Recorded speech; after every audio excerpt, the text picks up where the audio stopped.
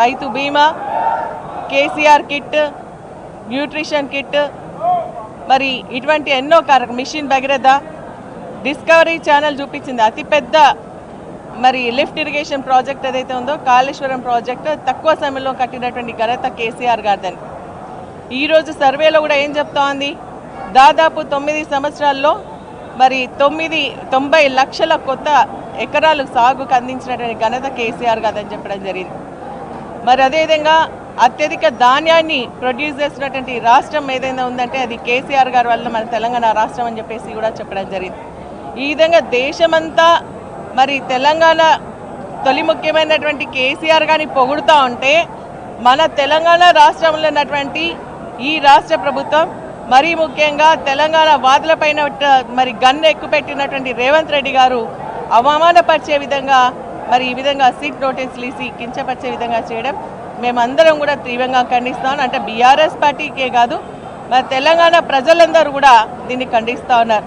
తెలంగాణ ఉద్యమంలో ఏ విధంగా అయితే మరి తెలంగాణ రావాలని కొట్లాడడం జరిగిందో ఈరోజు తెలంగాణ రాష్ట్రంలో ప్రతి పల్లెలో ప్రతి ఒక్కరు కూడా రోడ్ల మీదకి వచ్చి మరి ఈ సిట్ నోటీసులు ఎందుకు ఇస్తూ ఉన్నారని చెప్పి సమాజం అంతా కూడా మరి ఏ పార్టీ అయినా సరే మేము కేసీఆర్తో పాటు ఉన్నాము అని చెప్పేసి మరి బయటికి రావడం జరిగింది. నిరసన కార్యక్రమాలు చేయడం జరుగుతోంది. దీంట్లో కూడా పోలీసులంతా కూడా అత్యుత్సాహం చేస్తూ ఉన్నారు. మరి ఈరోజు కొంతమంది ఏంటంటే పార్టీలు మారమని చెప్పేసి కాకీలు మాట్లాడుతూ ఉన్నారు. మరి ఇది మంచి పద్ధతి కాదు. మరి గతంలో మరి కేసీఆర్ గారు దిష్టి బొమ్మలు తగలబెట్టినప్పుడు మీరు అప్పుడు గుర్తు రాలేదా అని చెప్పేసి అడుగుతా ఉన్నాం. ఈరోజు దిష్టి బొమ్మలు తగలబెడతా ఉంటే బీఆర్ఎస్ పార్టీ కార్యకర్తలపైన కేసులు పెట్టి మరి వాళ్ళందరూ కూడా హౌస్ అరెస్ట్ చేసి బయటికి రాకుండా చేసేటువంటి కార్యక్రమం ఈరోజు చేయడం జరిగింది. దాన్ని మనం అందరం కూడా ఖండించాల్సినటువంటి అవసరం ఉంది. మరి ఈరోజు మరి కేసీఆర్ గారికి ఉన్నటువంటి మరి ఏవైతే నిబంధనలు అంటే తను 65 years ఉన్నాడు కాబట్టి సుప్రీంకోర్టు అదేవిధంగా మన హైకోర్టు నిబంధనల ప్రకారంగా వారు ఎక్కడుంటే అక్కడనే వీళ్ళు విచారించాలని ఉన్నప్పటికీ కూడా దాన్ని తుంగలో తొక్కుతూ కుట్రలో భాగంగా ఈరోజు మరి ఇక్కడ నందినగర్ ఇంటికి వెళ్ళి అక్కడ గోడ కతికించి ఇక్కడికే రావాలని చెప్పడం నిజంగా కూడా బాధాకరమైనటువంటి విషయం. మరి వారికి ప్రజలకు సంబంధించినటువంటి నాయకుడిగా మరి చట్టాలపైన మరి అదేవిధంగా వీటిపైన నమ్మకం ఉంది కాబట్టి ఈరోజు ఇక్కడికి వచ్చి గౌరవంగా నేను సహకరిస్తానని చెప్పేసి సహకరించడం జరుగుతోంది. ఇది ఈ ప్రభుత్వంలో ఒక ఆనవాయితీ అయిపోయింది. 2 సంవత్సరాల్లో వాళ్ళు ఇచ్చిన 6 గ్యారంటీలుగా 420 హామీలుగా నెరవేర్చకపోగా మరి మంత్రుల మధ్యలో ఏదైనా కొట్లాటలు రాగానే ఇమీడియట్గా బీఆర్ఎస్ పార్టీ నేతలపైన మరి ఏదో ఒక రకమైనటువంటి కమిషన్లో సిట్లో లేకుంటే ఏదో ఒక ఎంక్వైరీ పేరిట ఇబ్బంది పెట్టడానికే ప్రయత్నం చేస్తున్నారు తప్ప అంతకుమించి వాళ్ళు నయా పైసా పని కూడా ఈరోజు చేయలేదని చెప్పేసి స్పష్టంగా అర్థమవుతోంది. వాడు ఎన్ని నోటీసులు ఇచ్చినా ఈరోజు మరి మొత్తం సమాజం కూడా మన కేసీఆర్ గారి పక్షాన ఉన్నారు. ఖచ్చితంగా వారికి అండగా నిలబడడం జరుగుతుంది.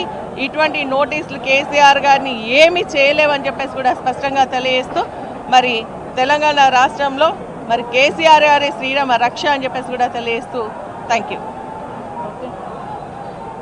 మరి ఈరోజు రేవంత్ రెడ్డి గారు పరిపాలన చాతగాక తన అసమర్థతను కప్పిపుచ్చుకోవడానికి తన వైఫల్యాలను కప్పిపుచ్చుకోవడానికి డైవర్షన్ పాలిటిక్స్లో భాగంగానే కేసీఆర్ సార్ గారిని ఇబ్బంది పెట్టడం కోసం, ఎందుకంటే తెలంగాణ ప్రజలలో కేసీఆర్ మీద అభిమానం ఇంకా పెరిగింది, మరింత పెరిగింది. గతంలో 10 సంవత్సరాల్లో అభివృద్ధి చేసిన సందర్భంలో ఉన్న అభిమానం కంటే కూడా ఈ 2 సంవత్సరాలలో ఈ కాంగ్రెస్ పార్టీ చేస్తున్న ఈ పరిపాలనతోని కేసీఆర్ మీద అభిమానం మరీ పెరిగింది. కేసీఆర్ ఆనవాళ్ళు లేకుండా చేస్తాన్న నెపంలో భాగంగానే కేసీఆర్ ఆనవాళ్ళు లేకుండా చేస్తానే ఆ కేసీఆర్ యొక్క ఆత్మగౌరవాన్ని దెబ్బతట్టే విధంగా, అవమానపరిచే విధంగా ఈ సిట్ నోటీసులని, కాళేశ్వరం కమిషన్ అని రకరకాల విద్యలతోని రేవంత్ రెడ్డి గారు గారడి విద్యలతోని ఇబ్బంది పెడతా ఉన్నారు. ఎన్ని ఇబ్బందులు పెట్టినా ఎన్ని కుట్రలు చేసినా నీ ప్రజలు నిన్ను నమ్మే పరిస్థితులు లేరు. కేసీఆర్ మీద ఈగ వాలినా తెలంగాణ ప్రజలు ఎవరు కూడా తట్టుకునే సమస్య లేదు. గతంలో తెలంగాణ ఉద్యమంలో 14 సంవత్సరాలు కాలికి బట్టగట్టకుండా తిరిగి అందరినీ కూడా సమాజాన్ని ఏకం చేసి సాగు నోట్లో తలకాయ పెట్టి తెలంగాణ రాష్ట్రాన్ని సాధించి ఆంధ్ర పాలకులను తరిమి కొట్టి అదేవిధంగా తెలంగాణ ఢిల్లీ పెద్దల మెడలు వంచి తెలంగాణ రాష్ట్రాన్ని సాధించిండ్రు. మరి తెలంగాణ ఉద్యమం జరుగుతున్న సందర్భంలో బీఆర్ఎస్ అప్పుడున్న టీఆర్ఎస్ నాయకులను కావచ్చు, కేసీఆర్ గారిని కావచ్చు, మిగతా తెలంగాణ సమాజాన్ని అప్పుడున్న పాలకులు ఇబ్బంది పెట్టే ఏదైతే అప్పుడు ఎమర్జెన్సీ లాగా అప్పుడు ఇబ్బంది పెట్టిండ్రో అదే ఇబ్బంది ఈరోజు కనబడతా ఉన్నది. మళ్ళొక్కసారి తెలంగాణ ప్రజలు అనగారించబడతా ఉన్నారు, తెలంగాణ ప్రజలు ఇబ్బంది పడతా ఉన్నారు.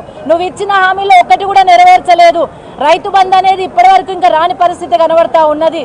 ప్రజలలో ఒకలాంటి మరి వ్యతిరేకత అనేది నీ మీద ఉన్నది కాబట్టి ఆ వ్యతిరేకతను కప్పిపుచ్చుకోవడం కోసం మరి కేసీఆర్ గారిని మరింత ఇబ్బంది పెట్టడం కోసం నీ సిట్ అని చెప్పేసి ఒకటి ఏర్పాటు చేసి దానికి మరి గౌరవ కేసీఆర్ వెళ్ళడం జరిగింది.